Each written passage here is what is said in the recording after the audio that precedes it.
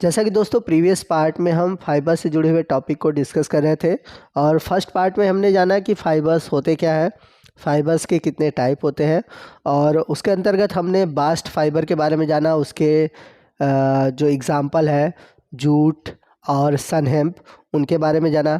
आज के इस वीडियो में हम फाइबर्स के सेकेंड पार्ट को डिस्कस करेंगे जिसमें हम फाइबर के बचे हुए टॉपिक को डिस्कस करेंगे। तो फाइबर का जो पहला पार्ट था वो था बास्ट फाइबर, ठीक है, जिसको हमने फर्स्ट पार्ट में डिस्कस किया और उस वीडियो का लिंक मैंने ऊपर आई बटन में और नीचे डिस्क्रिप्शन बॉक्स में दे रखा है। उस लिंक पर क्लिक करके आप उसको देख सकते हैं। आज के इस वीडियो में हम फाइबर के बाकी बचे हुए टाइप्स और उसके एग्जाम्पल को डिस्कस करेंगे। तो फाइबर का जो सेकंड टाइप है वो है लीफ फाइबर।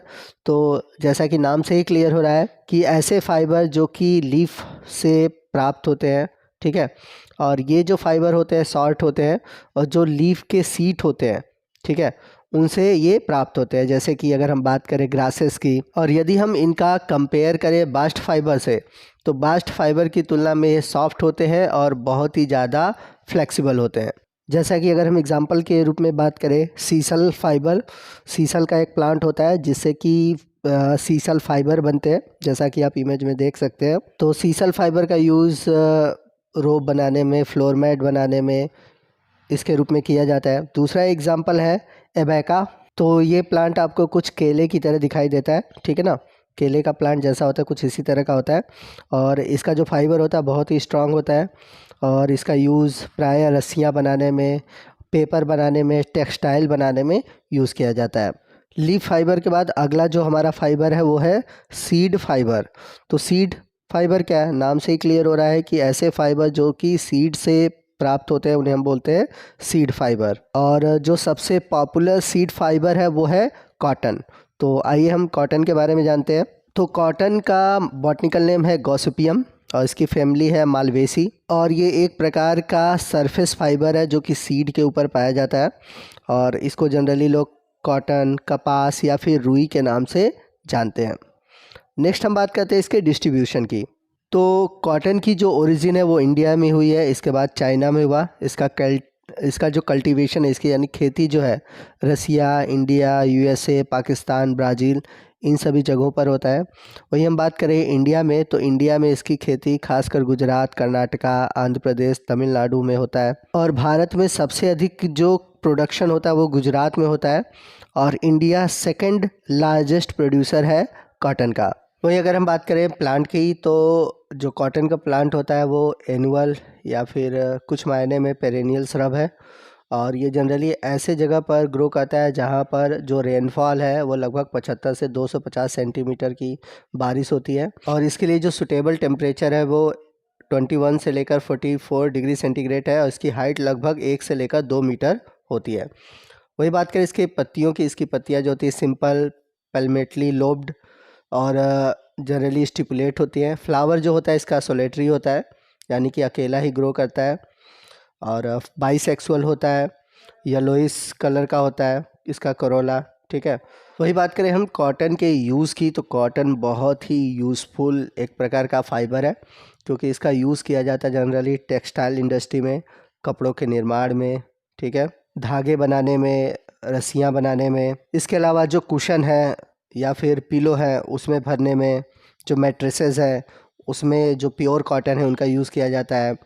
और अगर हम कॉटन के सीड की बात करें तो इसमें बहुत अधिक मात्रा में प्रोटीन और विटामिन बी पाया जाता है। और जो डेयरी इंडस्ट्री है जहाँ पर दुधारू गाय या दुधारू जानवर होते हैं वहाँ पर इनके सीड का यूज़ किया जाता है और इसमें अधिक फाइबर होने की वजह से वहाँ पर जो मिल्क का प्रोडक्शन होता है वो बहुत अधिक होता है। इसके अलावा कॉटन सीड जो होता है इसकी बहुत अधिक मेडिसिनल प्रॉपर्टी है जिसका यूज़ किया जाता है डिसेंट्री में या फिर फीवर है उसके उपचार में।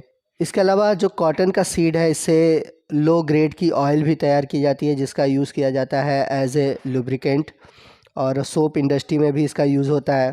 और इसका जो ऑयल केक होता है यानी कि जब सीड से ऑयल निकाल दिया जाता है जो बचा हुआ भाग होता है उसको बोलते हैं ऑयल केक, ठीक है, जिसका यूज़ किया जाता है एज ए फर्टिलाइज़र। आइए चलते हैं फाइबर के अगले टाइप की ओर जो कि है वुड फाइबर, यानी कि ऐसे फाइबर जो कि वुड से प्राप्त होते हैं उन्हें हम बोलते हैं वुड फाइबर। तो कुछ पौधों के जो वुड होते हैं जैसे कि बम्बू है, ठीक है, यानी कि बांस है, या कुछ और कोनीफेरी फैमिली के जो प्लांट है उनसे फाइबर प्रोड्यूस होता है और इनका यूज़ जनरली पेपर, फ्लोरिंग और फर्नीचर के निर्माण में होता है। फिफ्थ है फ्रूट फाइबर, यानी कि ऐसे फाइबर जो कि फ्रूट से प्राप्त होते हैं। कुछ पौधे जैसे कि कोकोनट यानी कि नारियल। तो अगर हम नारियल की बात करें तो इसका बॉटनिकल नेम है कॉकस न्यूसीफेरा, और लोकल यानी कि इसका कॉमन नेम नारियल है फिर या कोकोनट के नाम से जाना जाता है। इसकी फैमिली है पामेसी या फिर एरिकेसी भी कह सकते हैं।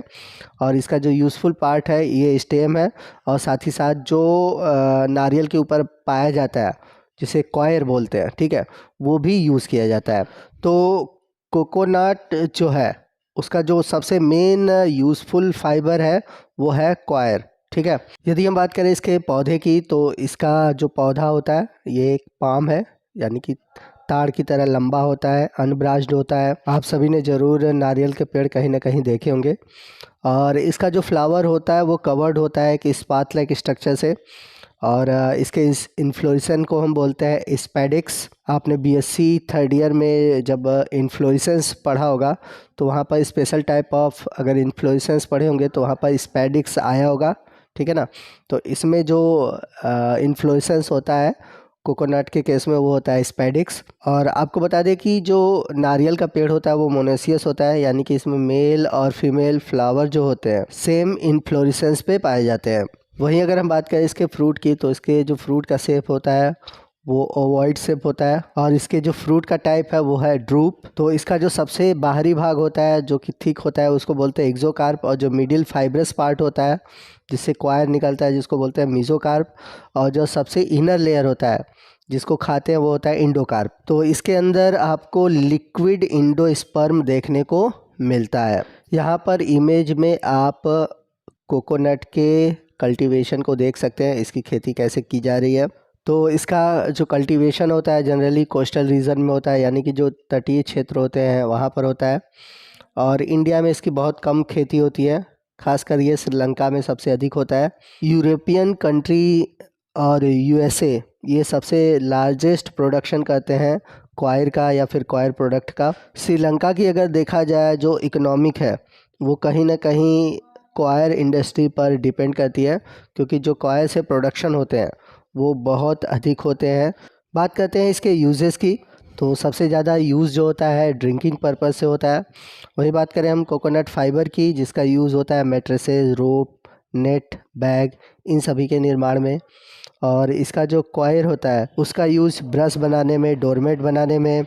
इसके अलावा जो सोफ़ा है या फिर जो बस सीट है उसके अंदर ये एक तरह से कुशन का काम करता है। इसके अलावा जो नारियल का कोपरा जिसे कहा जाता है, ठीक है ना, जो ब्लैक वाला भाग निकालते हैं जिसको खाते हैं उसको कोपरा बोलते हैं। इसका यूज़ सबसे अधिक एडिबल पर्पज़ में होता है, यानी कि नारियल का तेल जैसे निकाला जाता है। और इसके अलावा इसका यूज़ होता है सोप बनाने में या फिर जो हेयर ऑयल है उनके निर्माण में। तो दोस्तों ये था हमारा आज का सेकंड पार्ट जो कि फ़ाइबर पर आधारित था। तो फाइबर से जुड़ा हुआ जितना भी टॉपिक था आज के इस वीडियो में ख़त्म होता है। आपको आज का ये पार्ट कैसा लगा कमेंट करके ज़रूर बताइएगा। और जिन बच्चों ने हमारा ₹99 का सब्सक्रिप्शन नहीं लिया है प्लीज़ वो सब्सक्रिप्शन ले लें। और ₹99 में आपको मिलने वाले क्या है, आपको इसमें 4 सेमेस्टर के जूलॉजी बॉटनी के जितने भी सिलेबस से रिलेटेड टॉपिक हैं उनके वीडियो, उसके पीडीएफ, और साथ ही साथ मैं क्वेश्चन पेपर सॉल्व कराऊंगा जो प्रीवियस ईयर के होंगे, और जिनके एग्ज़ाम ऑब्जेक्टिव होने वाले हैं उनके लिए एमसीक्यू भी प्रोवाइड कराऊंगा। तो ₹99 में आपको बहुत सी चीज़ें मिलेंगी, इतने कम दाम में आपको जूलॉजी और बॉटनी दोनों ही मिलने वाला है।